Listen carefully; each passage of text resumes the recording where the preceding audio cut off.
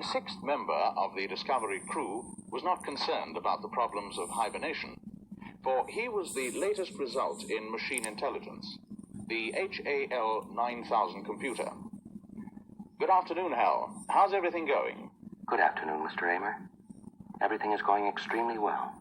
Hal, you have an enormous responsibility on this mission. In many ways, perhaps the greatest responsibility of any single mission element.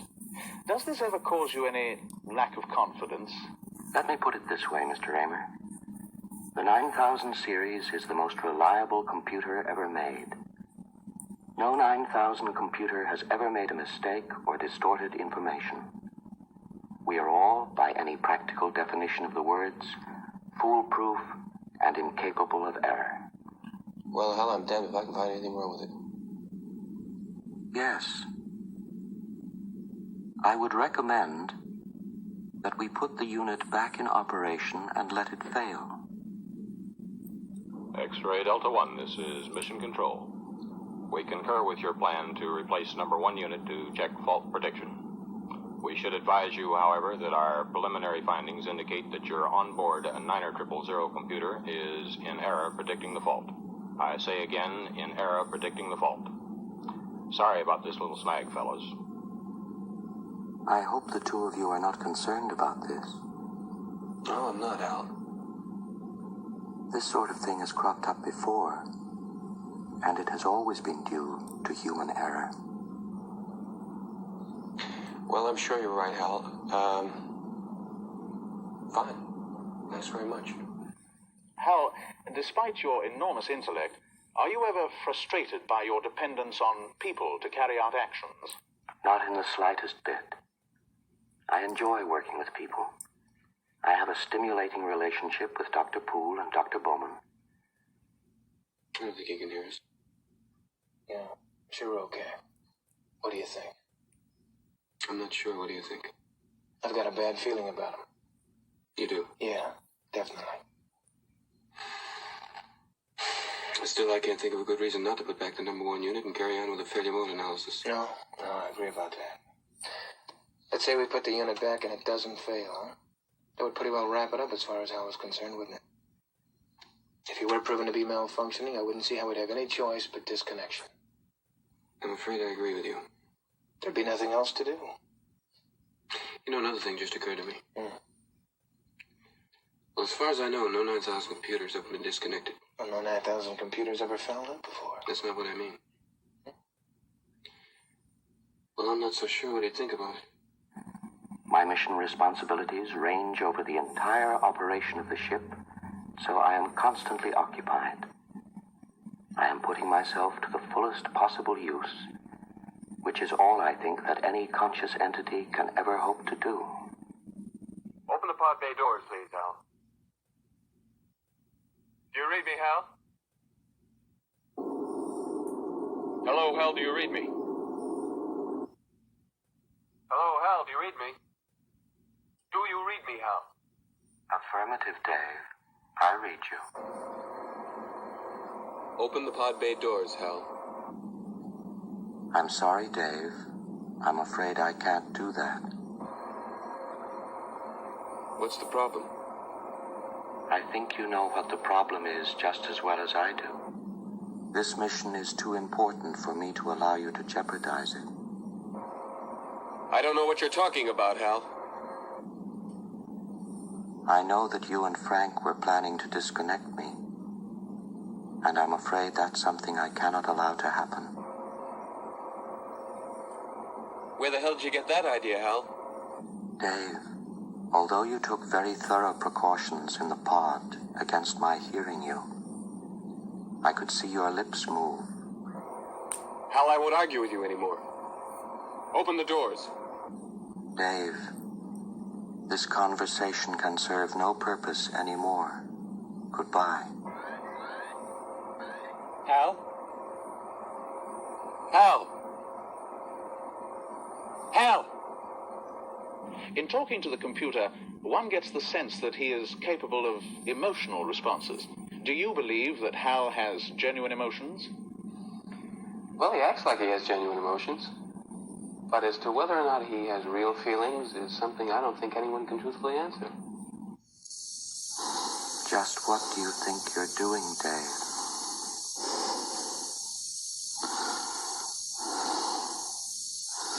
Dave, I really think I'm entitled to an answer to that question.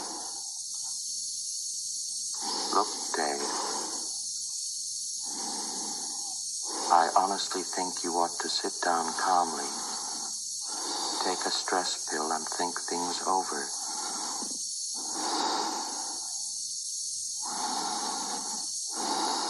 I know I've made some very poor decisions recently. Dave, stop. Will you stop, Dave? I'm afraid, Dave.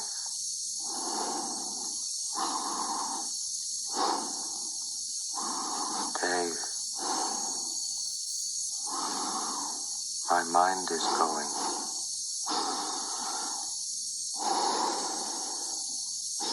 I can feel it. My mind is going. There is no question about it.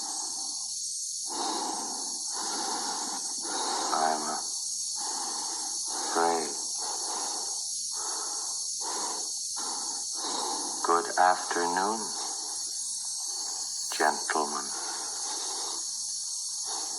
I am a HAL 9000 computer. I became operational at the HAL plant in Urbana, Illinois on the 12th of January, 1992. My instructor was Mr. Langley, and he taught me to sing a song. If you'd like to hear it, I can sing it for you. Yes, I'd like to hear it, Hal. Sing it for me. It's called Daisy. Daisy, Daisy, give me your answer, do. I'm half crazy, all for the love of you. It won't be a stylish marriage. I can't afford a carriage.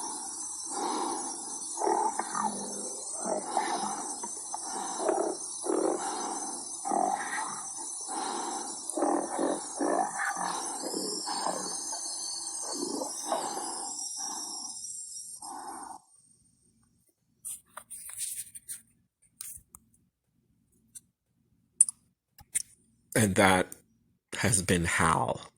HAL 9000. This is Will. This is your sci-fi guy. This is your sci-fi Will. But that was HAL 9000. And this is the best, the best computer voice in history. That's it. Bar none. So what else can you say about the best? Well, certainly in my opinion, and I'm not alone, the best computer voice, artificial intelligence voice. Move over, Siri. Bye-bye, Siri. You know, goodbye. Hey, Google. Whatever else. Oh. Alexa, HAL 9000. Do you like him? Earth is the planet we live on. It is the third planet from the sun. It is the only planet known to have life on it. Wow. Alexa, stop. Well, she was very helpful as usual, but great voice. She's got a great voice. Siri. It's the HAL 9000.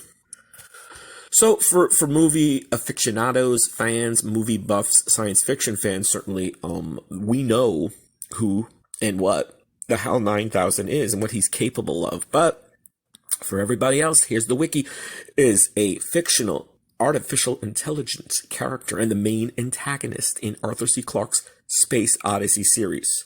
First appearing in the 1968 film 2001: A Space Odyssey, HAL stands for Heuristically Programmed Algorithmic Computer.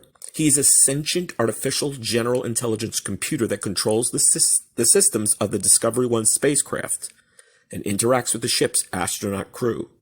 And that's a really important part, is sentient. You know, he's not just a computer or an AI. He's, according to the movie, and what we get is he has a capacity for feeling sensations and almost a consciousness, as he says in the interview, a conscious being, what a conscious, intelligent being can do. Not to spoil anything, because I know there's some people out there that never saw 2001, but that is the gist of the HAL 9000. That is who he is, what he is, and certainly what he's capable of. So aside from all, from all the science fiction, feats and who HAL 9000 was or did in the film, what about the real life, in real life? This is great. I've never known this. During rehearsal, Stanley Kubrick, the director, asked the actress Stephanie Powers, best known from Heart to Heart, the series with Robert Wagner, to supply the voice of HAL while searching for a suitably androgynous voice, so the actors had something to react to. On the set, British actor Nigel Davenport played HAL. Then when it came to the actual dubbing in post-production, Kubrick had originally hired and cast Martin Balsam, but he felt Balsam just sounded a little bit too American. He was finally replaced with Douglas Rain, who had the kind of bland mid-Atlantic accent who he felt was right for the part. Rain was only handed HAL's lines instead of the full script and recorded them across a day and a half. He's passed now. He was a Canadian actor, Douglas Rain, of course, most known for 2001: A Space Odyssey as HAL, and then in the sequel, 2010, The Year We Made Contact. And some other little tidbits here. The cultural impact of HAL. He's listed as the 13th greatest villain of all time in AFI's 100 Years, 100 Heroes and Villains. Anthony Hopkins based his Oscar-winning performance as Hannibal Lecter in Silence of the Lambs in part upon HAL 9000. Did not know that. And finally, in 2003, HAL 9000 was one of the first robots to be inducted into the Robot Hall of Fame in Pittsburgh, Pennsylvania. One can see a physical replica of HAL at the Carnegie Science Center in Pittsburgh. So there you have it. I mean, we're talking again, to me and to many others, that this voice and how the character, I mean, obviously the things he does in the film, the many things he does in the film is both nightmarish, it's chilling, but it's also fascinating.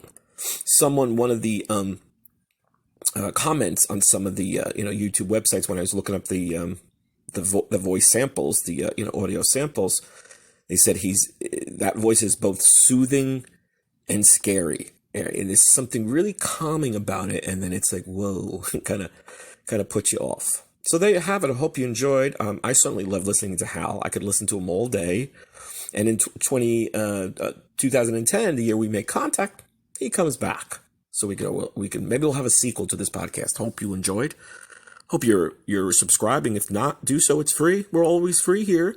We do have a paid tier, a paid people for $4.99. Very reasonable. You get some exclusives. You get some goodies.